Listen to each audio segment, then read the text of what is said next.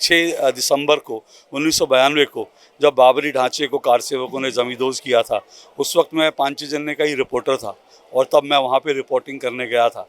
वो मैंने अपनी आंखों से देखा था वो पल, और उसके बाद मुझे अब लग रहा है कि 6 दिसंबर जिसने देखा उसको अगर 22 जनवरी भी देखने को मिल रही है तो इससे बड़ा जीवन का कोई सुख नहीं हो सकता। तो मैं वहाँ पर जाने की तैयारी कर रहा हूँ कि किस तरह से वहाँ जाना है और इस दृश्य को कैसे बिल्कुल आंखों में और मन में, अपने हृदय आत्मा में समा लें। देखिए, देश तो उस दिन 6 दिसंबर को क्या हुआ था, 6 दिसंबर को तो पूरे देश में एक तरह से जो है कर्फ्यू लगा दिया गया था। तमाम दंगाइयों ने उसको एक अवसर बना लिया था। देश में जो है दंगे भड़क गए थे, 3-3 सरकारें गिरा दी गई थी बीजेपी की। तो वो एक अलग ही तरह का माहौल था। अब जो 22 जनवरी है, मुझे लगता है पूरा देश एक तरह से अयोध्या मनाएगा, दीपावली मनाएगा।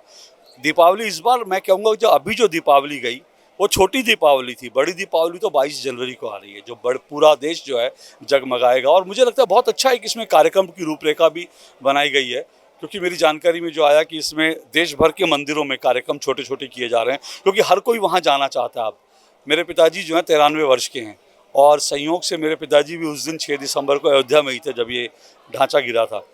मेरे पिताजी को कोरोना हो गया था और उनके वो बिल्कुल मृत्युशैया पे थे, ऐसा लगा नहीं था बचेंगे, लेकिन ईश्वर ने कृपा की, वो बच गए।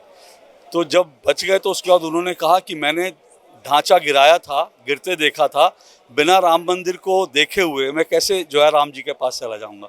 तो उनको फिर से जो जीवन मिला, वो कहते हैं राम जी ने, हनुमान जी ने ताकत दी है ताकि मैं देखूं।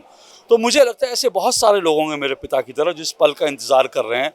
वो सोचिए, जो लोग 85-90 वर्ष की आयु में हैं, जिन्होंने पूरा संघर्ष अपनी आंखों से देखा था, उनके लिए कितना बड़ा अवसर है। युवा पीढ़ी के लिए कितना बड़ा अवसर है। वो एक तरह से भारत का पुनरुत्थान देख रहे हैं, एक बार फिर से पुनर्जागरण देख रहे हैं। तो हर भारतीय के लिए, जो ज़रा भी मन में भारतीय है, मैं जो अभारतीय है उनको तो बहुत तकलीफ़ होगी। ऐसे बहुत सारे लोग हैं हिंदुस्तान में जो अभारतीय हैं, वो खुद को इंडियन दिखाते हैं लेकिन अंदर से अभारतीय हैं, उनको ज़रूर तकलीफ़ होगी। लेकिन जो भी भारतीय है, मुझे लगता है हर भारतीय के लिए इससे बेहतर अवसर आने वाले 1 सदी में, मतलब 100 साल में, इससे बेहतर, इससे बढ़िया दिन कोई नहीं हो सकता। जिन लोगों ने कभी राम के होने पे प्रश्न उठाए थे, आज देखा जाता है कि वही हिंदुत्व की राजनीति कर रहे हैं, उनको क्या संदेश देंगे आप?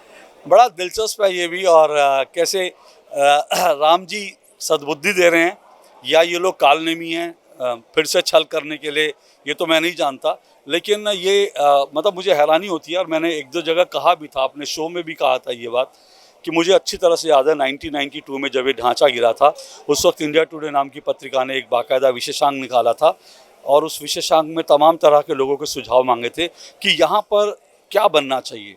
तो वहाँ पे मंदिर छोड़कर तमाम तरह के सुझाव लोगों ने दिए थे। ऐसे निकृष्ट, निकम्मे और ऐसे बेगैरतमंद लोग हिंदुस्तान में हैं, ऐसे नीच किस्म के, अधमी किस्म के लोग हैं। तो अब 24 के चुनाव भी आ रहे हैं, तो वो जाना तो चाहते हैं दिखाने के लिए। मुझे नहीं मालूम अंदर से वो कितने राममय हैं, कितने हिंदुत्व को मानते हैं, हिंदू को मानते हैं, लेकिन दिखावा ज़रूर कर रहे हैं कि वो जाना चाहते हैं। क्योंकि अब राम में सिर्फ भारत की ऊर्जा नहीं है, भारत का वोट बैंक भी राम में है।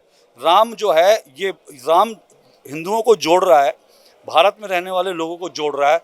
राम भारत के वोटर्स को सद्बुद्धि दे रहे हैं, सही मार्ग दिखा रहे हैं। तो अब जो लोग मार्ग से भटके हुए थे, वो भी सोच रहे हैं कि इसी मार्ग में लपक लें ताकि बहती गंगा में हम हाथ धो लें। यही उनका मकसद, लक्ष्य है।